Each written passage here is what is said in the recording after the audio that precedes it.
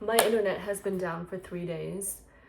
And they keep telling me that it's going to be restored the next day at 11 a.m. And it hasn't worked out that way. They keep telling us that. So I have no idea. I've just been using my hotspot, and I wanted to pull up my job tracker and compare how many jobs I applied so far to how many interviews I actually got. And I wanted to start doing kind of a tracker to, oh no, it's not working. Well, that's great. But anyways, I kind of looked at it last night, so I kind of get an idea, but I will maybe insert some clips as well so you can kind of see, where I'm at as far as my kind of job searching experience has been going.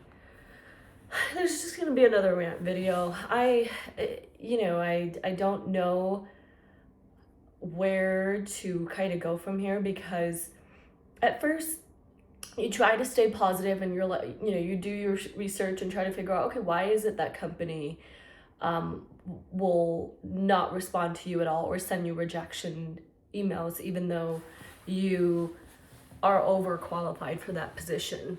And ChatGPT gave me some pretty good answers, but so those are the answers that help make me feel a little bit better, and I find a little bit more solace in knowing that, okay, maybe because they just need to make the post public, but ideally they probably are going to hire someone internally, or the fact that it's an old post and it's still up, it's just things like that where it gives me a little bit more reassurance and validation knowing that, okay, maybe it's not me. But from like conversations with my friend, who is not even looking for jobs, by the way, well, one of them is, the other one isn't, she'd get like reach out from in LinkedIn from recruiters, and like people would try to schedule interview with her not even trying, right? And granted, we all kind of have the same level of professional experience, kind of in the same industry and work. And my other friend, who is also looking for a job right now as well, but she still has a current job that she's at, so she's not desperate. But her, same deal. Like, she is getting interviews, she's getting people calling her, and granted, it's not excessive, but it sure is about 95%, 98% more than the success rate that I have been experiencing so far. So it's very hard to not kind of take a step back and look at yourself and be like, okay, maybe I am the problem. Maybe I'm doing something wrong. I'm not doing something right. At this point, it's hard to be like, oh, it's just the market, it's just, I'm overqualified for this, which I don't think of it that way. It's more like, maybe the role is a little bit less extensive than what you're used to.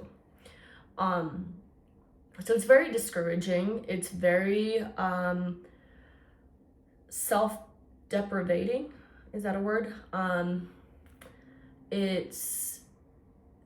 I mentioned this before, but there is a sense of, there's this feeling that certain people go through, and if you've gone through it, you would understand when you continue to get, rejections after rejections, or you don't get any feedback at all, right? There's some companies that will just not say anything to you, so you have no idea what you're doing right or wrong. And then there's people who would just, send you rejections. Fine, I get it. And then you try to go back, you try to, well, at least I try to clean up my resume or run it through Claude or whatnot, and then you think, okay, this looks better, okay, this is good, so maybe I'll finally maybe get some response then. Fucking nothing, like, still.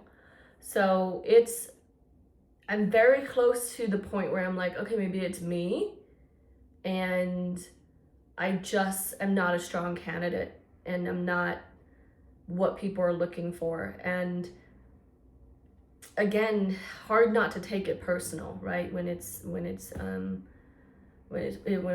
out like this. And I wanted to go through and show you like how many jobs I applied to so far. So I have LinkedIn, I have Indeed, and then there's ZipRecruiter, and then there's this other website called, I think, like business of design or something like that, business of home, which is fairly exclusive, or it's very geared towards, more home, more design, and more sort of the furniture and decor piece, which is what I'm used to. So in LinkedIn, I applied to maybe about, I think it was close to 40 jobs so far in there. And then on Indeed, it was around maybe 15-ish, maybe 20, if I want to kind of round it up a little bit. And then, there's obviously ZipRecruiter that I applied for. There's a few of them there. And then this business of home, there's a few positions that I applied there as well. So I'm going to round up my number and say altogether, it's close to maybe 70 or 80. Guess how many times I've gotten an interview, I've gotten a phone call back on any of these applications? One phone call, one interview, which I thought I did good. I thought I did decent, but a couple weeks later, I got the rejection emails from them as well. So it's just like left, right, and center. You can't escape it.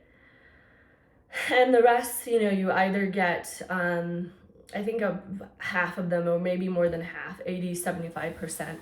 I've gotten rejection letters on, and it just doesn't feel great. It does not do much for your confidence, for your self-esteem, especially for someone who's already struggling with that. It's not, and then you add on top of that the exile feeling that that I'm feeling at work, and then isolating myself kind of from everyone, because when I tend to get to this type of mood, I tend to kind of coil into myself, I guess, and I don't really try to go to other people for, this is slipping, I'm sorry, it's crooked the whole time, other people for help. Anyway, so that's kind of my journey so far when it comes to applying for jobs. And like I said, at first the experience feel like it was, maybe other people are going through this as well, but then it's starting to feel, as I talk to more of my friends, I'm like, okay, maybe this is an exclusive problem and I don't know how to fix it, and it doesn't make me feel great about myself. But again, I'll keep trying and try to find anything that I can. It's not like I completely shut down and quit. I mean, there's moments where I'm just like, I am so done, but for the most part, I do a really good job at pushing that away, because that's all I have, right? That's the only other option. Yeah, that's the only other option, is to be hopeful, to be positive, or to be miserable and not do anything at all. And I don't have any other choice. All right, so back to my business adventure here. I actually used to sell through Poshmark, because right now I have the two Etsy's platform. I used to sell through Poshmark back in the day, a long time ago.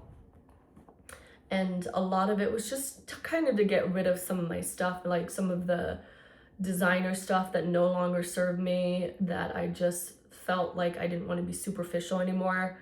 And so I sold a lot of those, and then I kind of, I kind of slowly just drifted away from it because I didn't really have anything else to sell, or at the time I was lazy and I don't want to put in too much effort to just, sell through some of the stuff that I can potentially wear in the future.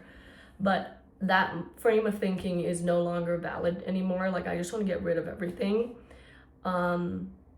And I think I want to start my Posh back up, and there's a few things that obviously I've thrifted, and then also that I have from, just things that have been sitting around the house for a long time that probably has a lot of value now that I want to get rid of.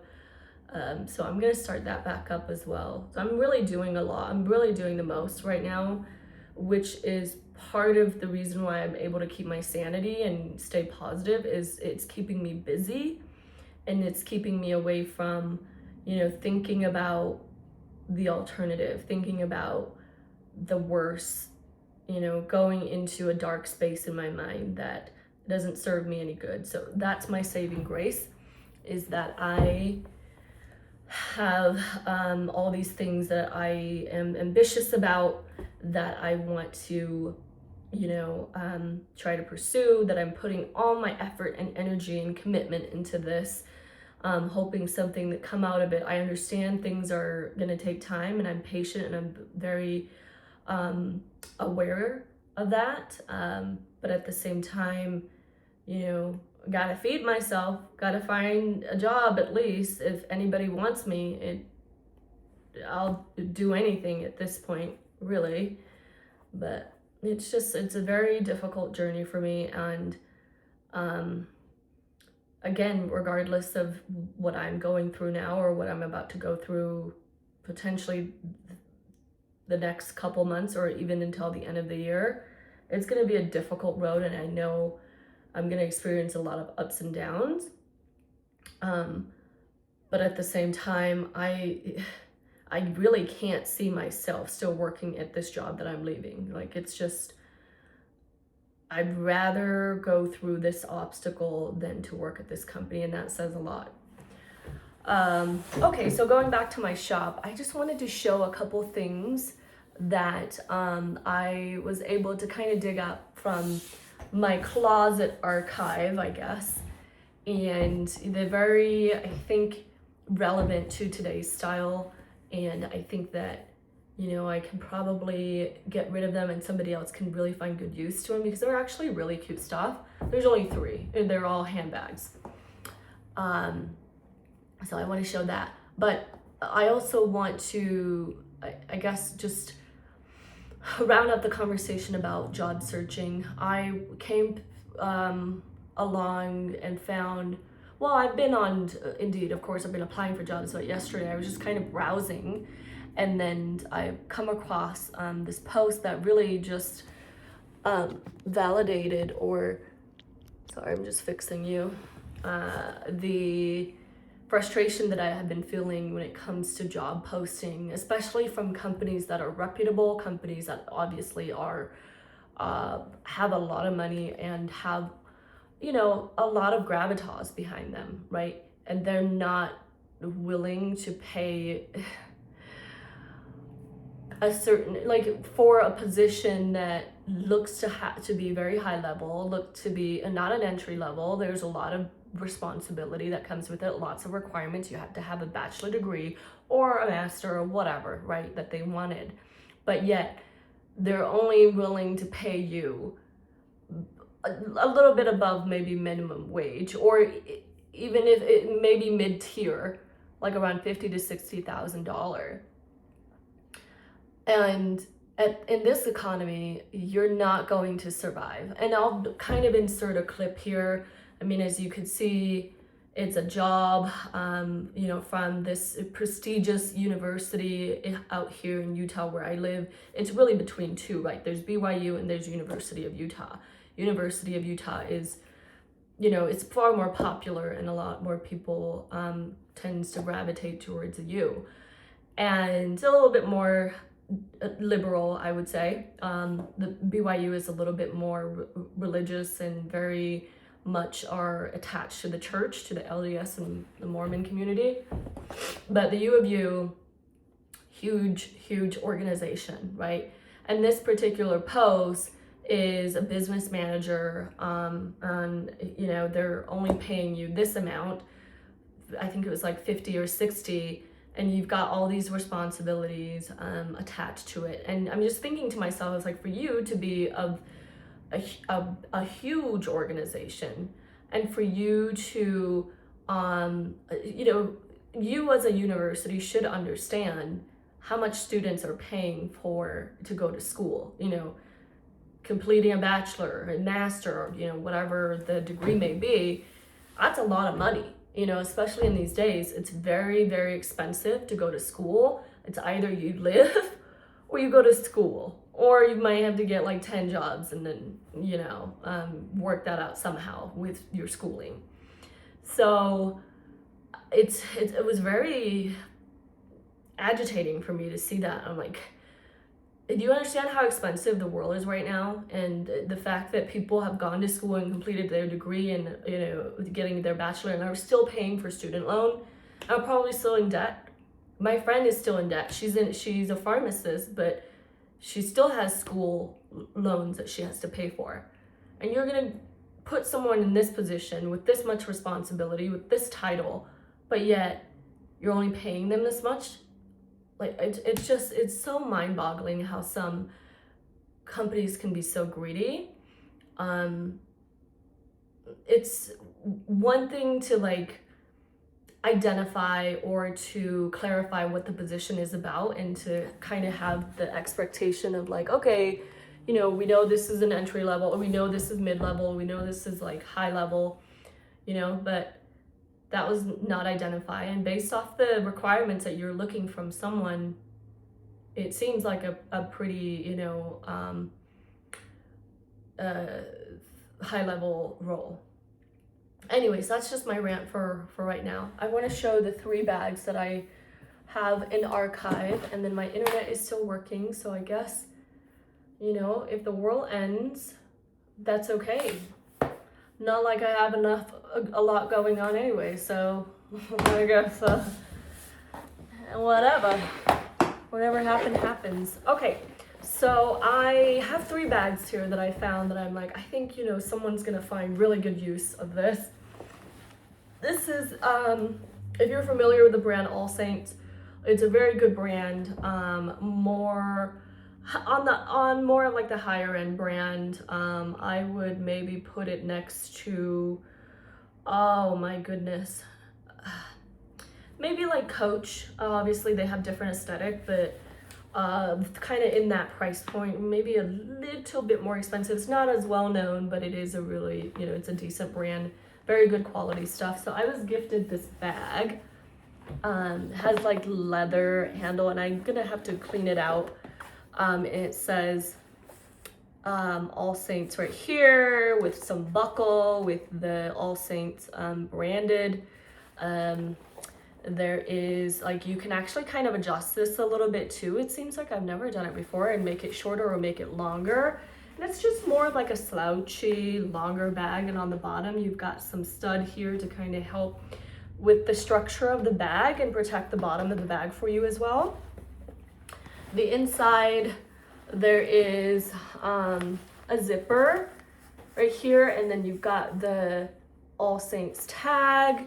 You've got another, a couple of other pockets right here too. I don't know if you can tell. And then it's just very spacious on the inside, and I've got there's just stuff that I was traveling with.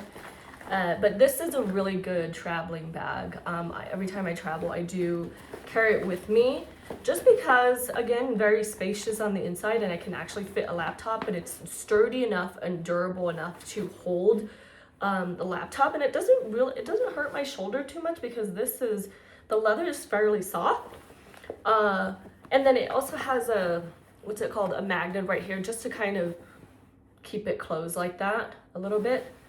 But sort of your slouchy triangle type of bag. This is canvas, charcoal color. The leather, just, you know, black leather, but very, very cute. I love that. So I think I'm gonna get rid of that. I got it for free because one of my friends gave it to me at the time.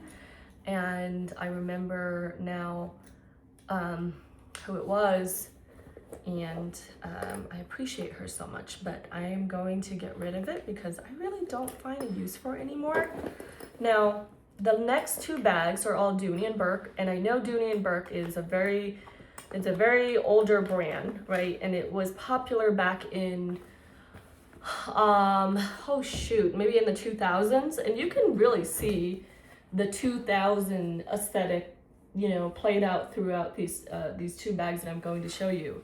But this is coming back, shoulder length. You can adjust the leather strap right here if you want, gold detailing in the front.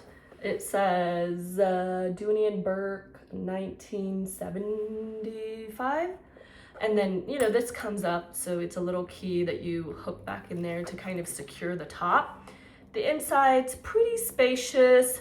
I need to do some cleaning, but obviously this is vintage, you know, this is old, so it's not gonna look brand new. And that's the beauty of it, right? When you're buying vintage, it's gonna have some wear and tear to it, and I think that adds to kind of the characteristic and the charm of the bag.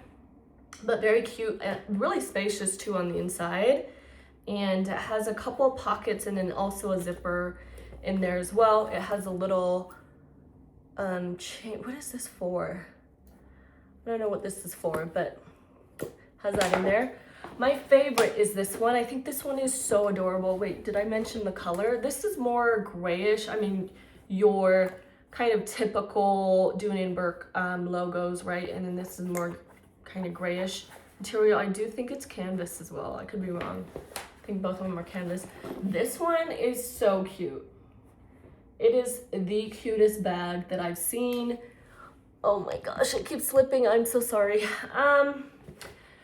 Very spacious as well. It's a little bit more rounded all around. And what I love most is the handles. I think it is so adorable with this gold detailing, the straps, belt-like style. I think you can probably adjust it. Yeah, you can probably adjust the top to make it longer if you needed to. There's zippers on the inside. There's also closure zipper right here that you can close. And it just looks like this. It's so cute. And maybe I'll do a little, no, I'm not gonna do a style haul. That's way too much work. But cute. So yeah, that was my rant. I just wanted to talk about my job prospect. And I'm gonna keep talking about it until the end of time. Anyways, I think I'm going to do some more thrifting this weekend. I have a lot of stuff that I need to take pictures of and post, and I'm gonna start also posting on Posh as well. So I think that it's gonna be a busy weekend, and hopefully we'll see some traction and some things happening. But thank you for listening.